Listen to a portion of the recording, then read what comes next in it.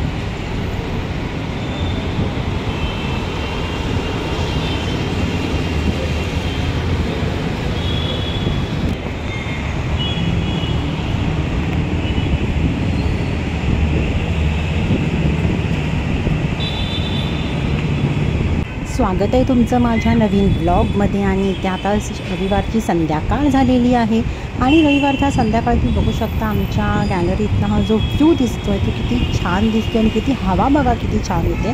म्हणजे घरी इतकं गरम होतं आपल्याला घरामध्ये, पण ते तुम्ही बघू शकता जी हवा येते आहे ना ती घरात काय येत नाही डोंट नो, पण गरम तर इतकं होतं की कधी पाऊस पडणार आहे असं वाटतं आहे. आणि आता संध्याकाळ झाल्यामुळे असं पावसाचं वातावरण तयार तर झालं आहे, दररोजच तयार होतं, पण पाऊस काही अजून पडत नाही आहे मुंबईमध्ये तरी सध्या. आणि इथे गॅलरीमधून बघा मेट्रो स्टेशन मस्त दिसतं आहे. आणि इथे सुद्धा आमची झोके घेते घरच्या घरी, कारण कसं आहे तिचा फ्रेंड्स असं तिच्या वयाचं असं कोण नाही आहे जास्त बिल्डिंगमध्ये, त्याच्यामुळे ती घरीच खेळत असते. तुझा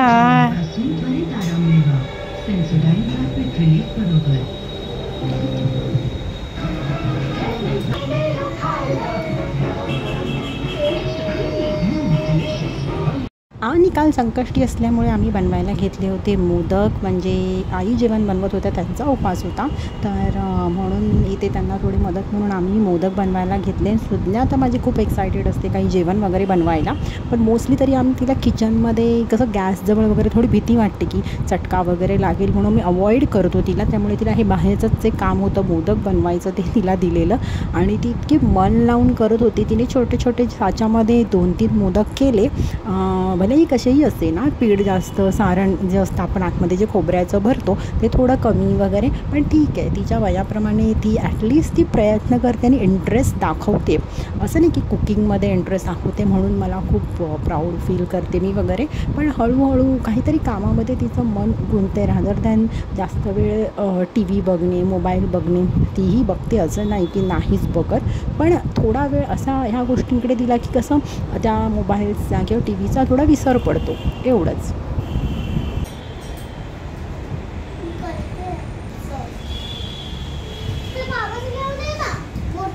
नको बाबा त्याला मोठा एवढा मोठा काय करायचं.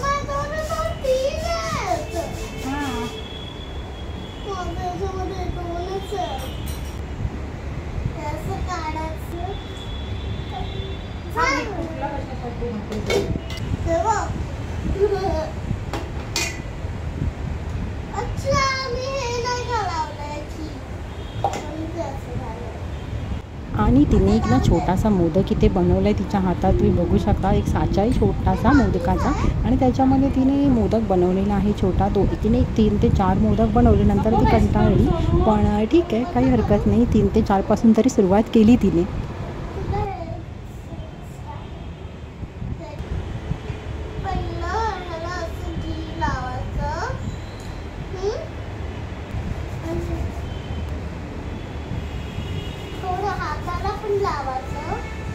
लावाचं आणि थोडंसं पीठ घ्यायचं आणि असं करायचं. तुम्ही सारण नाही करत आहे. असं मोठं घ्यायचं आणि असं याच्यावर लावायचं आणि हे घ्यायचं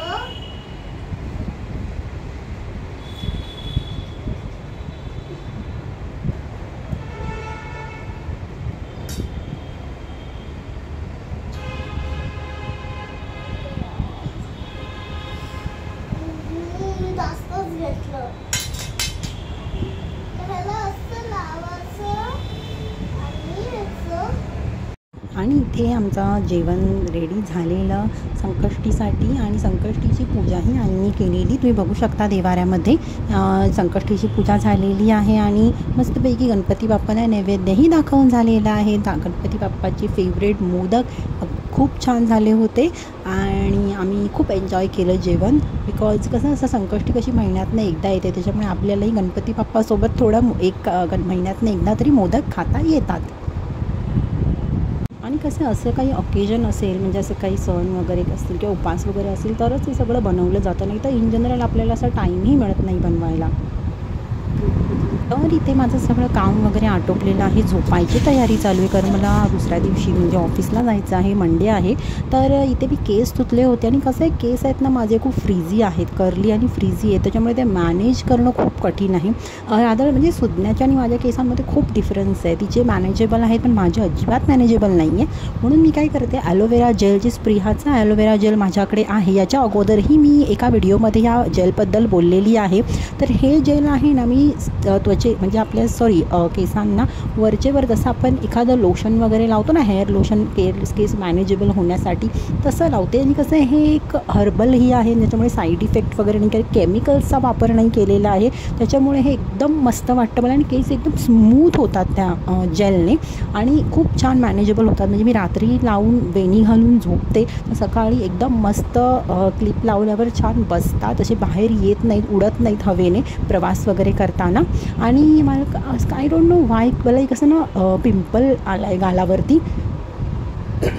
तर तो पिंपल जो आला आहे ना, आय डोंट नो गरमीने असेल, मे बी आंबे वगैरे खाल्लेले आहेत त्यामुळे असावा. तर त्याच्यावरही मी थोडीशी ॲलोवेरा जेल लावली, कारण तुम्ही जर ती बॉटल बघाल स्प्रिहाची ॲलोवेरा जेलची, तर ती हेअर आणि स्किन दोघांनाही बेस्ट आहे. तसं सुद्धाला कुठे काही लागलं किंवा काही चटका लागला समजा काही करताना किंवा काही खरचटलं वगैरे पडलं तर त्यावरही मी ते जेल वापरते. त्याने एकदम मस्त रिलीफ मिळतो आणि थंडपणा एक आहे त्या जेलमध्ये, त्याच्यामुळे ते लवकर क्युअर होतं. तर चला मी आता झोपते. आजचा व्लॉग कसा वाटला सांगायला विसरू नका. भेटूया नवीन व्लॉगमध्ये. Bye bye.